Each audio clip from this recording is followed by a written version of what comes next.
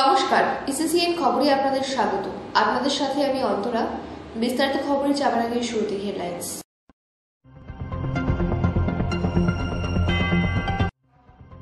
লোকসভা নির্বাচনের দলীয় প্রার্থী ঘোষণার আগে দিনহাটায় প্রার্থীর নাম ফাঁকা রেখে তৃণমূলের দেওয়াল লিখন শুরু করলেন।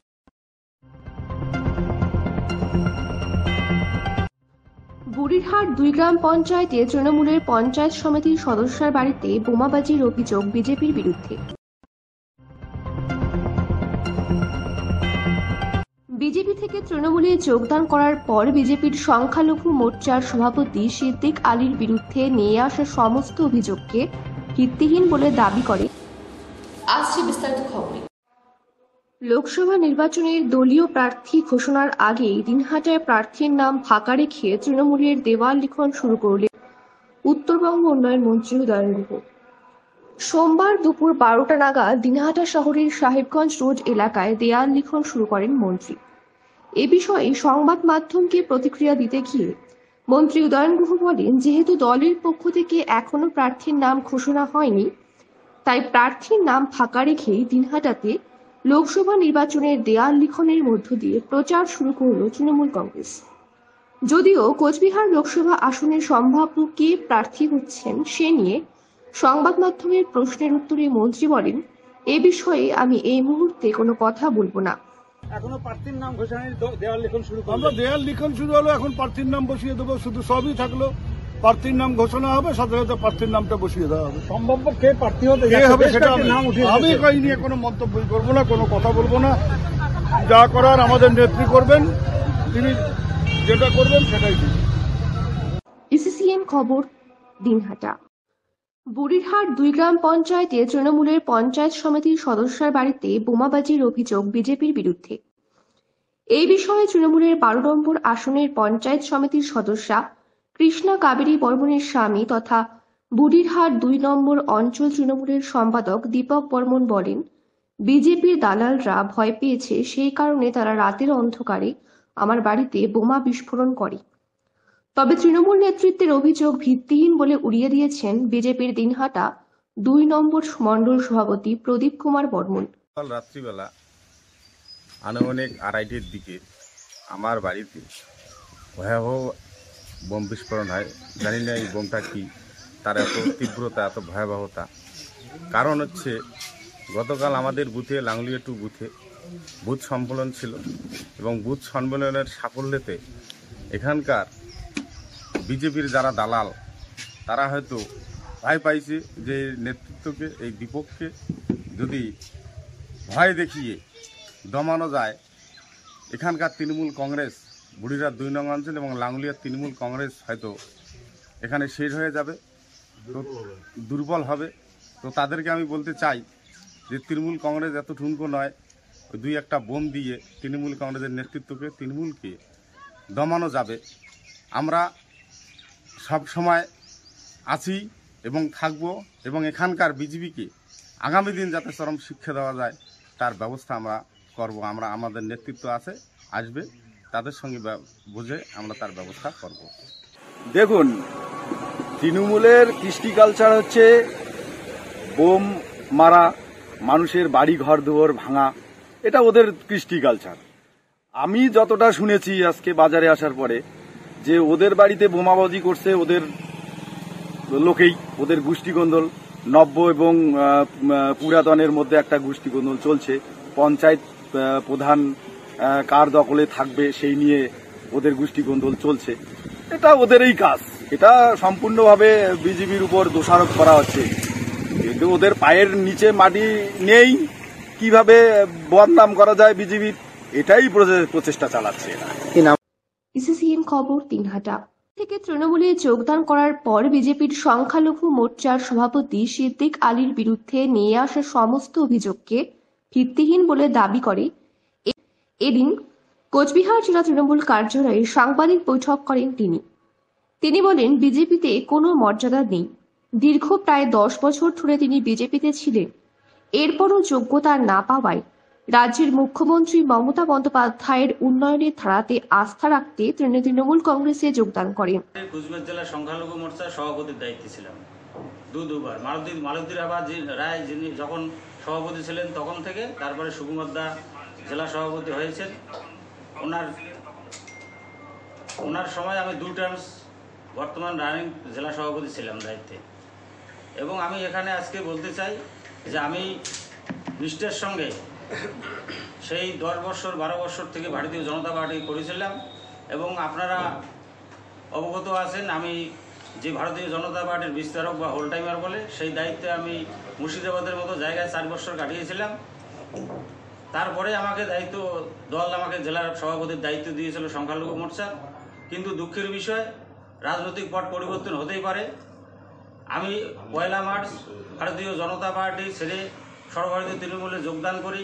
মমতা ব্যানার্জি মা মাটি মানুষের সরকারে আপ্লুত হয়ে এবং যে উন্নয়নমূলক কাজকর্ম চলছে সেই কাজে সামিল হওয়ার জন্য, সাধারণ মানুষের কাছে থেকে কাজ করার জন্য আমি এই দলে যোগদান করেছি।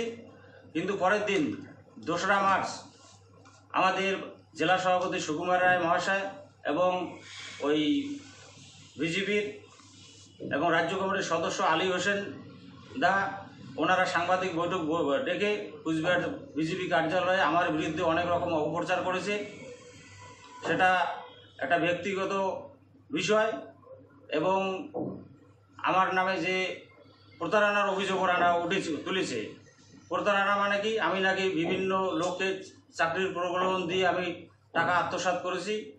এই জন্য আমি দল থেকে পরিত্যাগ করেছি কিন্তু আমি আপনাদের একটু জানিয়ে দিতে চাই যে আলীদের এই রকম মন্তব্যের একটাই কারণ, আজকে উনি বিজেপিতে থেকে কতটুকু সম্মান পাচ্ছে দীর্ঘ 30-35 বছর বিজেপি করার পরে, সেটা গোটা রাজ্যব্যাপী জানে। আপনারা জানেন গত দিনে আলীদা আমাদের সংখ্যালঘু মোর্চার রাজ্য সভাপতি ছিলেন, কিন্তু আজকে তিনি কোন জায়গায় আছেন ওনার বিষয়টা উনি একটু ভাবার দরকার আছে। কেননা আজকে বাকিরা সৌমিত্র খা যুব সভাপতি ছিল, আজকে কোন জায়গায় এমপি হয়েছেন, জেলার রাজ্যের পদাধিকারীর দায়িত্বে আছেন। অনেকে মোর্চার সভাপতি থাকার পরে অনেক ভালো জায়গায় গিয়েছেন, কিন্তু আলীদা সেই রকম যোগ্য সম্মান এখনো পায়নি। বিজেপি মাইনরিটিদের সেই যোগ্য সম্মান দিতে জানে না, তার প্রমাণ হলো আলী হোসেন। একই সাথে এদিন সাংবাদিক বৈঠকে জেলা তৃণমূল কংগ্রেস সভাপতি অভিজিৎ দে ভৌমিক মন্তব্য করে বলেন, আগামীকাল থেকে জেলার প্রতিটি মন্দিরে পুজো দিয়ে 2024 লোকসভা নির্বাচনে ভোট প্রচার শুরু করবে তৃণমূল। সেই সঙ্গে তিনি নিজে মহামৃত্যুঞ্জয় যজ্ঞ করার কথা জানান। করতে আমাদের কর্মীরা ব্রিগেড সমাবেশে দলে দলে যোগ দেওয়ার জন্য যে উৎসাহ উদ্দীপনা দেখা যাচ্ছে এবং কোনো জায়গাতে 24 ঘন্টা, কোথাও 48 ঘন্টার নোটিশে ব্লক স্তরে যে সভাগুলো হচ্ছে, প্রস্তুতি সভা, তার উৎসাহ এবং সেই সভাগুলোতে মা বোনদের উপস্থিতি আকর্ষণীয়। আজ এবং আগামীকাল পর্যন্ত এই জনসভাগুলো চলবে ব্লক স্তরে। আমরা আগামীকাল থেকে কুচবিহার জেলা জুড়ে যে জাগ্রত মন্দিরগুলো আছে, বিভিন্ন দেবদেবীর মন্দির, 101টা মন্দিরে পুজো এবং প্রার্থনা করে কুচবিহারে এই সংকট এবং বিপদ থেকে আমাদেরকে মুক্তি পেতে মহামৃত্যুঞ্জয় যজ্ঞ আমি করব। আগামীকাল ঠাকুর মদনমোহনের মন্দির থেকে এই পুজো এবং প্রার্থনা শুরু হবে। আগামীকাল কুচবিহারের সাগরদিঘির পাড়ের শিব মন্দির, মারোয়ারি মন্দির, রাম সীতা মন্দির, বজরাঙ্গলী মন্দির, এসব পুজো করে, ডালপট্টিতে যে মন্দির আছে সেই মন্দিরে পুজো করে আমাদের সূচনা করব আগামীকাল থেকে। এই পুজো মাঝখানে কিছুদিন আমরা কলকাতায় থাকবো ব্রিগেড সমাবেশকে নিয়ে, আবার 14 থেকে স্টার্ট হবে, 8 তারিখ পর্যন্ত এটা চলবে, আবার 14 থেকে আবার রিস্টার্ট। এটা 101টা মন্দির কমপ্লিট করতে আমাদের অন্তত প্রত্যেক দিন 8টা-10টা মন্দির করে এই প্রার্থনা পুজো চলবে। এটা জেলার বিভিন্ন ব্লকে, বিভিন্ন অঞ্চলে যেখানে আমাদের পূজার যেখানে ভক্তদের ভিড় বেশি হয় জাগ্রত মন্দির, সব দেবদেবীর প্রতি পুজো এবং প্রার্থনা শ্রদ্ধা রেখে আমরা এটা করব। এবং শেষটায় মহামৃত্যুঞ্জয় যজ্ঞ আমরা অনুমতি চাইবো প্রশাসনের কাছে, কুচবিহার রাসমেলা মাঠে বা পোস্ট অফিস পাড়ার মাঠে, এই দুটো মাঠে যে কোনো একটি মাঠে এই মহামৃত্যুঞ্জয় যজ্ঞ হবে। বাবা ভোলেনাথের প্রার্থনা করে যাতে কুচবিহারের মানুষের সংকট, রোগ ব্যাধি, ক্লেশ, কষ্ট দূর হয় এবং যে রাজনৈতিক ব্যথা বেদনা নিয়ে আমরা চলছি তার যেন আর পুনরাবৃত্তি না হয়। কুচবিহারের মানুষ যাতে শান্তিতে সর্বধর্মের মানুষ সহাবস্থান করতে পারি, হিন্দু মুসলিম জাতি ভাষা ভেদাভেদ না রেখে সকলে মিলে যাতে শান্তিতে সহাবস্থান করতে পারি এবং নির্বাচনোত্তর পরিস্থিতিতে যা হয়েছিল বিগত দিনে তার যাতে পুনরাবৃত্তি না হয়, তাণ্ডব, হিংসা, সন্ত্রাস, ধর্মীয় কলহ এসব যাতে আর আমাদের মদনমোহন ঠাকুরের এই পবিত্র ভূমিতে না হয় তার প্রার্থনা নিয়ে আমাদের আগামীকাল সকাল থেকে এই কর্মসূচি শুরু হবে। এসিসিএন খবর দিনহাটা। সারেন্ডার কেএলও এবং লিঙ্কম্যান ওয়েলফেয়ার কমিটির পক্ষ থেকে চাকরির দাবিতে সাংবাদিক বৈঠক করলেন তারা। তাদের দাবি, মুখ্যমন্ত্রী মমতা বন্দ্যোপাধ্যায়ের কথা মতন সারেন্ডার করার পর স্পেশাল হোমগার্ডে চাকরি হওয়ার কথা থাকলেও 2 ধাপে চাকরি হলেও তৃতীয় ধাপে 151 জনের চাকরি ঝুলে রয়েছে 3 বছর ধরে। বিভিন্ন সরকারি দপ্তরে ঘুরে ঘুরেও কোনো সুরাহা মেলেনি। কমিটির কনভেনর নির্মল কুমার ঈশ্বর জানান, প্রায় 3 বছর ধরে চাকরি ঝুলে রয়েছে, পরিবার নিয়ে অনাহারে দিন কাটছে। এরপর কোনো সুরাহা না হলে আমরা বৃহত্তর আন্দোলনে নামব। কমিটির আর এক কনভেনর জানান, এরপর যদি কেউ আত্মহত্যা করেন এর দায় থাকবে সরকারের। চিঠি করেছি, প্রতিটা দপ্তরে সমস্ত কাগজপত্র ছিল, আমাদেরকে জিপিও দেখেছি। আমরা সরাসরি যে দিদিকে বড় কর্মসূচি নাম্বারে আমরা 6 মাস যোগাযোগ করছি, বলছি আপনার প্রসেসিং চলছে। ওনার মাধ্যমে আমি জিপিও দেখেছিল, জিপিও পরে সমস্ত কাগজ নিয়েছে, ওখান থেকে এসপির কাছে রেকর্ডছে, আমাদের ভিডিও হয়ে গেছে, ছাড়া ওখানে করা হচ্ছে না। কাছে আজকে বলছে ডিএইচবি দপ্তরে যান, কালকে বলছে আইবি দপ্তরে যান, এইভাবে 3টে বছর থেকে আমাদেরকে ঘুরে উঠেছে। যদি দক্ষিণবঙ্গের সমস্ত মাওবাদীদের নিয়োগ করা হয় তাহলে উত্তরবঙ্গে কেন হবে না? উত্তরবঙ্গে আমরা 6 জন মাওবাদী আছি, আমাদের চার্জশিট আছে। আমার জিএর নাম্বার হলো জিআর 34 2009। 2009 সালে আমি অ্যারেস্ট হয়েছি, 3 মাস জেল কেটেছি। দক্ষিণবঙ্গের সমস্ত মাওবাদীদের নিয়োগ করা হলো, উত্তরবঙ্গে কেন হবে?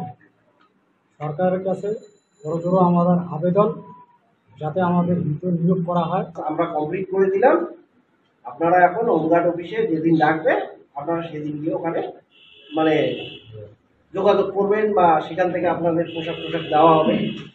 এই যে প্রত্যাশা, এই প্রত্যাশাগুলো দিয়ে দিয়ে আজকে আমাদের এই যে 151টা পরিবার যে নিরীহ একটা অবস্থায়, শোচনীয় অবস্থায় চলে আসছে, মানে এই যে তিলে তিলে আমরা ধ্বংস হয়ে যাচ্ছি, এর মতো অবস্থায় যদি কেউ সুইসাইড করে তো এর জন্য আমি বলবো সরকার দায়ী থাকবে।